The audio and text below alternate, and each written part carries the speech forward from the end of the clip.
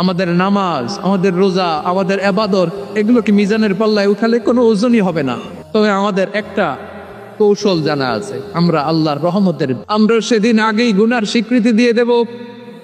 আমরা বলবো, আল্লাহ তুমি প্রশ্ন করার আগে তোমার একটা কথা বলি, আমারে কিছু জিজ্ঞেস করো না, আমি সব করেছি। এমন কোন পাপ নাই যে পাপ আমারে দিয়ে হয় নাই। তোমার রহমত দিয়ে তুমি জান্নাতে পাঠাবা, তোমার দয়ায় জান্নাতে যেতে চাই, আমল দিয়ে না। পারবেন বলতে? কিয়ামতের দিন আমরা বলবো, আল্লাহ আমার আমল দিয়ে জান্নাত চাই না, আমি তোমার দয়া দিয়ে জান্নাত চাই। তোমার দয়া ছাড়া আমার কোনো উপায় নাই। কারণ আল্লাহ যদি বিচার করে বাঁচার কারো উপায় নাই। আল্লাহ যদি বলে ফেলেন তুই এটা করলি কেন, ওখানে গেলি কেন, কোরআনে 1000 বার নিষেধ করলাম তারপরেও এই পাপে জড়ালি কেন, এরকম প্রশ্ন ছুড়ে দিলে আমার উত্তর আছে? বাঁচার কোনো উপায় আছে? রোজ হাসরে হে আল্লাহ আমার করোনা বিচার, আল্লাহ করোনা বিচার, বিচার চাহিনা তব দয়া চাই, এ গুনাহগার করোনা বিচার। আপনার আমল দিয়ে জান্নাতে যাবেন? কি দিয়ে যাবেন? আল্লাহর দয়া দিয়ে। আল্লাহর রহম আর দয়া ছাড়া কেউ জান্নাতের চেহারাও দেখতে পাবে না। আমার প্রিয় ভাইয়েরা, এই দোয়া আল্লাহর কাছে পছন্দনীয় হওয়ার কারণ 3টা। দোয়ার প্রথম অংশে আছে তাওহীদ, আল্লাহর একত্ববাদের ঘোষণা। এই দোয়ার দ্বিতীয় অংশ আছে তাসবিহ, আল্লাহর প্রশংসা সূচক বাণী। এই দোয়ার 3 নম্বর অংশ পাপের স্বীকৃতি।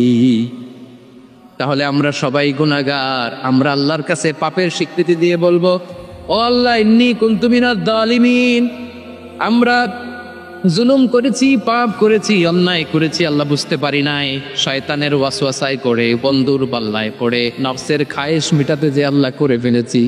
তুমি গুনাহ না মাফ না করলে আমাদের গুনাহ মাফ করার দ্বিতীয় কেউ নাই। ঠিক কিনা বলেন? এভাবে অনুতপ্ত হয়ে যদি আল্লাহর কাছে দোয়া করেন, দেয়ালে পিঠ থেকে গেছে, কোন রাস্তা নাই বের হওয়ার, ওই মুহূর্তেও আপনাকে বিপদ থেকে উদ্ধার করবে কে? বিশ্বনবী চরম বিপদে পড়লে 2টা দোয়া পড়তেন। প্রথম হলো এটা, লা ইলাহা ইল্লা আনতা সুবহানাকা ইন্নী কুনতু মিনাল জালিমিন। হে দোয়াটা আমরা বেশি বেশি পড়ব প্রিয় ভাই। রাজি আছেন? সবাই আওয়াজ করে করুন ইনশাআল্লাহ। আমার প্রিয় ভাইয়েরা, বিপদে পড়লে বিশ্বনবী আরো একটা দোয়া পড়তেন, লা ইলাহা ইল্লাল্লাহুল আযীমুল হালিম, লা ইলাহা ইল্লাল্লাহু রাব্বুল আরশিল আযীম, লা ইলাহা ইল্লাল্লাহু রাব্বুস সামাওয়াতি ওয়াল আরদি ওয়া রাব্বুল আরশিল কারীম। এই যে বললাম, রেকর্ড হয়ে গেছে। এখন তো আর ইনস্ট্যান্ট মুখস্থ না হলো, পরে মুখস্থ করে নেবে। আল্লাহ ছাড়া কোনো উপাস্য নাই, তিনি সুমহান, মহা সহিষ্ণু। আল্লাহ ছাড়া কোনো উপাস্য নাই, তিনি সুমহান, আরশের অধিপতি। আল্লাহ ছাড়া কোনো উপাস্য নাই, তিনি আকাশের মালিক, জমিনের মালিক, তিনি সুবিশাল, আরশের অধিপতি। সুবহানাল্লাহ পড়েন। এই দোয়াটা কেউ যদি পড়ে যদি এর ওসিলা করে দোয়া করে, তাকে বিপদ থেকে মুক্তি দেয় কে? মনে থাকবে আপনাদের? তাহলে বিপদের প্রথম ধাক্কায় কি যেন পড়তে হয়? ইন্না লিল্লাহ। তারপরে কি বলে আল্লাহর কাছে নিজেকে সঁপে দিতে হয়? দেয়ালে পিঠ থেকে গেলে লা ইলাহা ইল্লা আনতা সুবহানাকা ইন্নী কুনতু মিনাজ জালিমিন। 2 নম্বর হচ্ছে লা ইলাহা ইল্লাল্লাহুল আযীমুল হালিম, লা ইলাহা ইল্লাল্লাহু রাব্বুল আরশিল আযীম, লা ইলাহা ইল্লাল্লাহু রাব্বুস সামাওয়াতি ওয়াল আরদি ওয়া রাব্বুল আরশিল কারীম। মনে থাকবে? ইনশাআল্লাহ বলেন সবাই, আওয়াজ করে সবাই ইনশাআল্লাহ।